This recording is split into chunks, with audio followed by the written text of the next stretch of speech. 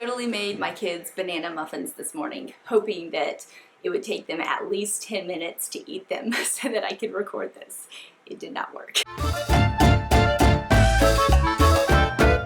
Hello everyone and welcome back to my channel. My name is Jessie and you're watching Reliable Roots, and today's video is all about what we're planning for the 2020-2021 homeschool year. And let me just tell you, I am really excited about this. I love these kinds of videos because it gives me a chance to just map out our entire year and then kind of break it down into sections, and I'm just really excited to get started. Here where we live in Virginia, we are actually going to get started this coming up week, which is the end of July. And I'm doing a year-round homeschooling sort of schedule. So we're going to do 6 weeks on and then take a week break. 6 weeks on, take a week break, 6 weeks on, and that'll put us right around Christmas time so that we can take a full month off for Christmas. And this, for a working mom, that is just a great stress reliever to me, to be able to do year-round schooling or have those little breaks in between, because 6 weeks at a time is a lot more manageable than like 18 weeks or even 8 weeks. 6 weeks is a very manageable time. So what I like to do getting started with my homeschool year is that I like to begin with the end in mind. What do I want to see happen at the end of the school year, and work backwards. That's one of the 7 habits of highly effective people. So I try to always start with that and then work backwards. But before I get into what we are going to be doing and using and all that kind of fun stuff, I wanted to offer a few words of encouragement, because this year is so different, and I've had so many parents that have reached out to me, and I thank you for that. And feel free to reach out to me if you are new and watching this, or whatever your circumstances. If you are stressed out, if you are scared, if you are just overwhelmed with this year, if you're new to homeschooling, I've had parents who never would have considered homeschooling, but now they feel that it's the safest, most effective option for their children, but they still don't even know where to start because they've never even considered that. And then I've had other homeschooling veterans that have also just admitted, as I have admitted myself, it's like this is a challenging year. This is a daunting year. Our normal places that we go to learn, our normal co-ops, our normal group socials, our normal classes that we do outside the home, libraries and museums, all of them are either closed or they're very difficult to get into, or like you have to schedule in advance to use the pool, or maybe the ballet classes are just like super limited. So there's all of these restrictions, and it's a challenging year. And so I would like to encourage you to look at the glass half full. And I know that might be difficult for some because this year is just so crazy, but there is opportunity in this year. And I'm going to show you what we are looking at the glass half full for the opportunities that we have this year. So with all those things being closed and restricted and all that kind of stuff, we are definitely limiting our social contact. And rather than trying to put the mask and stay 6 feet away and don't touch this and wash your hands 20 seconds, I mean, we're still going to wash our hands 20 seconds, but rather than like really trying to enforce all those just to get a little social time in, we're going to be doing a lot more family time. And so that's one way that we're looking at the glass half full. We're also going to be doing a lot more outdoor activities with nature and camping and fishing and crafting in our home. So I'm going to get into all that, but I just wanted to encourage you that there's always things that you can look forward to, that even though this is a great time of stress, this is living history. Our kids are living through it, and so it has the opportunity to be a great time of growth as a family and as individuals. So hopefully that's encouraging. I'm going to leave a lot of channels in the description box below of other homeschooling moms that have personally inspired me with their reviews, with their curriculums, with their advice. They have a whole bunch of tips. There's so much information out there, and that can be overwhelming to some. Totally, I get that. But to others, like myself, if you take it in small quantities, it might be just that little nugget of information that's just like, okay, I got this. We can do this. It's going to be great. It's not like we're going to be pulling teeth over math equations. We're going to make fun with this year, and we're going to have lasting memories. And when we look back on this time in our life, we're not going to look at all of the terribleness that happened. We're going to look at, wow, this was a time that we really bonded together as a family, that we really learned a whole lot, and that we were able to grow together. And then we did a lot of fun crafts and a lot of fun projects. So, beginning with the end in mind, Imagine what your children are going to think about this 20 years from now. You know, what are they going to remember, and work from there. So I'm really trying to focus on those kinds of positive outlooks.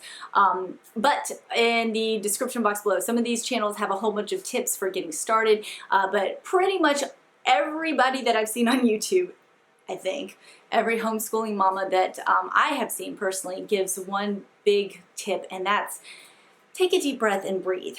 Don't necessarily try to make your homeschool like a school because it's not like a school. If you're trying to make it like a school, it's not probably going to work. So take a deep breath, enjoy the moment. If you don't make everything on your to-do list, if you don't get to everything on the checklist, you know, that's okay. It is okay. Take a deep breath, go do something else, come back to it later on. You know, it's important to make this an enjoyable experience. And I'm saying that for myself too, because I will definitely have those moments when I'm just like, we haven't done anything today, like school-wise, you know, this craft that was supposed to take 30 minutes, it ended up taking 3 hours, and like that's our entire school day. So that I'm definitely speaking to myself as well for that. Now getting into what we are personally doing for this year. So I have a rising first grader and a rising third grader. So starting the day before we start our homeschool, we are going to take that as a kind of family day, and we're going to do our first day of school pictures, and I want to make that a really enjoyable day, and that's going to be this Sunday. I would love for you to follow me on Instagram. I'm going to be doing a lot more stories in the coming weeks with our homeschooling, and I hope to stick to that on a regular basis so that you guys can follow along. If you would like to follow along on our daily journeys of homeschooling, I'm going to be trying to post a lot more stories to Instagram, so you can find me over there. This is the second year that we are using Oak Meadow, and I will be bringing a couple more reviews. I think I have one more review video coming up and an unboxing of the third grade Oak Meadow curriculum. But right now I'm really enjoying that, and it's working out well for us. There's a ton of things to do in the curriculum, and it's taken me a while to get to the point where I'm like, okay, we're not going to accomplish everything in this curriculum, and that's okay, because when I was in school, I don't remember ever finishing a textbook the whole time that I was in school. Like, I don't think that ever happened. And looking at that, I'm like, okay, we might not finish a lot of what's in our curriculum. That is okay. But I really like how Oak Meadow breaks it down into the 36 weeks of the school year, and they have planners, they have material lists, they have they have health and wellness, music and movement, arts and crafts, language arts, social studies, math, and science. All of that is in grades kindergarten through third grade. Those are the grades that I've purchased thus far. I will leave you all the reviews up here or here, wherever it's at. So for supplemental education, I plan on enrolling my children in some dance classes on OutSchool. Now, I am an OutSchool teacher. I just started over there. I love OutSchool, and I haven't signed them up yet, but that's kind of my plan. They've really been missing dance classes, and they also want to take some gymnastics classes. I might try out a couple of those just to get them to do like a cartwheel or something like that. I don't know how well that will work, distance learning, but we're going to give it a try. If you're interested in taking OutSchool classes and you've never signed up before, I will leave a link in the description box below. Parents, you get $20 off or $20 credit towards your child's first class. So you can take your first class for free and check it out, see if you like it, what you think about it. We started on Recorder with my eldest, and I wouldn't say she really liked it, but she tolerated it for first grade. She had a lot of hard times with her fingers fitting over the holes, which is understandable. But in the second grade, we did not do any Recorder work because the intermediate Recorder book was not part of my curriculum package because I bought it used, and I didn't want to buy it new because it was like a lot of money for shipping. So I bought another Recorder book off of Amazon, and she didn't like that at all. And she, like I said, she had hard times with her fingers over the hole. So we pretty much took the majority of the year off last year from doing Recorder. However, I do have a few beginner piano books, and she really got into that. So this year, the plan is for the rising first grader, she's going to start out on beginner Recorder. And I might just take my third grader back to beginner Recorder. That way they can both be doing the same book at the same time and learning at the same time. And then we also are going to be planning on on doing some piano work as well. Oh, and here is a shameless plug. I will be bringing a couple different 8-week music learning courses to OutSchool, so if you're interested in that, the link is in the description box below. After that, we will be doing some Spanish. Now, I haven't ever done this before, but we're going to be using calicospanish.com. Links in the description box below. Never used it before, so I will bring a review of it after we've gotten into it to see what we think about it. It looks very interactive, very interesting, lots of books and songs and printables and flashcards and that sort of thing, so I'm really excited about that. My eldest daughter really wants to learn Chinese, and I really want to encourage her to do that. So I got this Chinese kit with a magic pen that she has been kind of playing with, we've been kind of playing with for the past year. So we might be diving into Chinese some more. I actually saw online where it's actually a really good thing if you're learning multiple languages at the same time to learn completely different languages, which is weird because I thought it was the exact opposite. Like if you're learning Spanish, you would want to learn French because they're very similar. But from the article I read, it's actually better for you to learn completely different languages like Chinese and Spanish. So she's got an interest in Chinese. You know, that's something I obviously cannot teach her. I do know I took 4 years of Spanish, so I can teach beginner Spanish to her, but once she gets to conversational levels, no.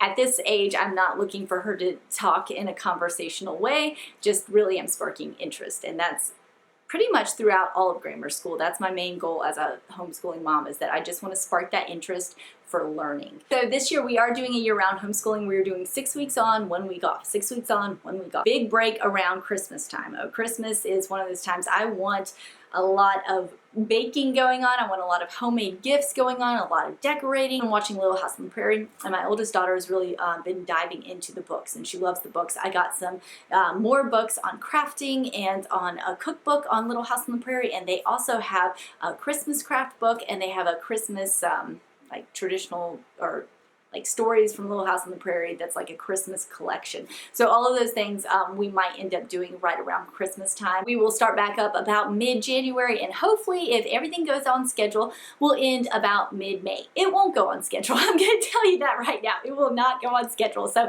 if we can get done by the end of May, that'll give us almost 2 months off for summer like we had this past summer. And that is, even as I'm saying this, is not going to happen because spring planting is going to happen, and that's going to just put a what is it, a wrench in everything. But we're gonna try, we're gonna do our best, forget the rest, and move forward. So the next thing that we're gonna be doing is the Tuttle Twins book. I bought Tuttle Twins books. I bought these this past May, and I'm really excited about these. These are really cool books. I'm going to be bringing reviews of these, but we just got into the first couple ones, and they help explain some of the life concepts that I personally did not learn in school about rights, about economy, and they put it into a perspective where children can understand it. So I'm excited to dive into those books and to also bring those a review of those to you. I was hoping to get a membership to the zoo, the botanical gardens, or a children's museum or a science museum. That is not going to be happening this year. I'm okay with that. We're going to get the membership to Calico Spanish, at least on a monthly basis for the first month, to check it out and see how we like it. And we're also going to be doing OutSchool. And again, that's just because of the COVID-19, but we're okay with that because elsewise we probably maybe might not have done those things. So we're going to be excited about that, and we're going to choose to be happy about it. Happy, happy, happy. Now, the Oak Meadow curriculum is extensive. It's comprehensive. It's everything that you need. However, I like to supplement, and I don't do this because I want extra work. I do this because we do morning baskets whenever I am teaching in the mornings, and now I'm teaching in the afternoons some days of the week with OutSchool. So whenever I am working, I will put out these morning baskets for the girls, and included in those are workbooks. These you can pick up from the Dollar Tree or Walmart, or you've seen the workbooks everywhere. Spelling test, I will leave a link below where I get all my spelling tests from. My oldest daughter really likes tests, which is ironic because Oak Meadow doesn't do tests, at least in kindergarten, first and second grade. I haven't seen a test. We do assessments to make sure that the children are, there's an assessment checklist to see, are they progressing, what do they need extra study in, and that sort of stuff. But as far as test, we don't do test, and for whatever reason my daughter really wants to do tests. So I'm printing out a bunch of spelling tests, also a bunch of mental math worksheets. Now these are the most challenging part for my daughter because she loves reading now. Like, if you haven't seen my videos, I'll leave links over here of the wrap up of last year. At the beginning of second grade, she couldn't read at all. Now she's diving into chapter books and she's just swallowing them whole. I mean, she's already gone through the first 2 chapter books of Little House on the Prairie, and let's see, what else has she done? She's done Pippi Longstocking, and she has a whole bunch of chapter books that's included in the Oak Meadow curriculum, and she's just flying through those. However, the math thing she's really not liking, so we're going to spend a lot of extra time doing mental math and doing activities with math. And again, follow me on Instagram on the stories, because what I plan on doing is a lot of exercise with math. So dancing with math, because all of that requires math. So as we learn music and as we dance and as we exercise, we will be counting and adding and subtracting and multiplying and dividing and doing all that kind of stuff. As far as worksheets go, I have this site below. Not sure really what I think about this, but it does have free math worksheets if you're interested in that. Also, we'll be doing the word of the day, nature walks and bike rides. Hope to make this a regular part of our routine at least a few times a week. I don't think that it's going to be possible to do it every day as I hoped. That's kind of part of the Waldorf philosophy. With our schedule, I don't think that's going to happen. And so again, I don't want to put too much pressure on me, because the last thing I want to do is do a nature walk and be like, okay, we got to hurry this up because we got a lot of stuff to do at home. The next thing that we'll be doing is a lot of puzzles and games. Stay tuned, because I just ordered a whole bunch of stuff. So I'm going to be doing a homeschool haul here coming up soon of everything that I've ordered thus far for the first little bit of our school year. I'm sure it's not going to last the entire year. It might if we use our resources well, but I love shopping for homeschool stuff. I mean, this is like Christmas time to me. I love it. But part of that is doing a lot more games and puzzles and fun things like that. Games can be extremely educational. As far as handwork goes, my first grader will be learning how to knit. My third grader will be working a lot more on crochet. She should have learned how to do crochet last year, but again, she just wasn't feeling it. So whenever my children are not feeling it, they're not into it, there's a couple options that can work for your children as well. You can take a break and come back to it. Now, typically when we take a break, we don't come back to it, and I'm going to try to take a break and come back to it this year, because some of those things we really do need to learn and go over, but sometimes you just have to admit your losses. And so with crocheting, rather than like just trying, we just gave up on that, because she loves knitting and she does really well on knitting, and she does really well on felting and needle felting, and she enjoys those, and she wasn't enjoying crocheting. So we dropped crocheting. She took up embroidery, and she took up needle felting and making these like little felted foods, and she's actually going to be opening up her own Etsy shop, and that's going to be a huge part of our homeschool this year. She has been knitting scrunchies and making these felted foods, and she really wants to open up her own Etsy shop. So we are going to make that happen, and in the process of that, she's also going to be learning about money, about the economy, about profit, about business. So I'm really excited for her to get started in that. I do hope that you are excited about this school year. Again, reach out to me, comment, send me an email, follow me on Instagram if you have any questions or concerns, or if you just need a pat on the back to say, it's okay, you can do it, you're doing a great job, your kids are doing a great job, do that, because there's a whole community of people on here that homeschooling moms and dads who just want to encourage and tell you, this is a great opportunity, and I'm looking at it like that, and I'm really excited about this coming up school year. So thanks so much for watching, and I will see you next time. Bye.